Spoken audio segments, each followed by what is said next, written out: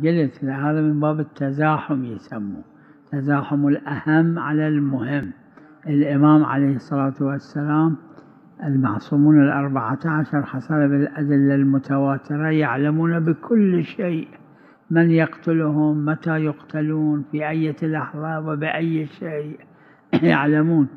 فإذا أقدموا على شيء يوجب قتلهم، هذا معناه عندهم بإرادة الله عز وجل هذا كان أهم، يعني أهم للإمام نفسه. إحنا ما نعلم كل شيء، لا، ما يجوز لنا.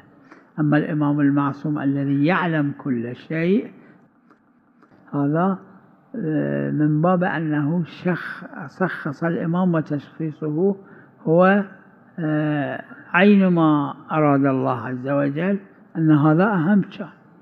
ومثلت بمثال أنه في حرب صفين الدفاعية من قبل أمير المؤمنين صلوات الله عليه، الإمام أمير المؤمنين قال من يروح ينصح هؤلاء؟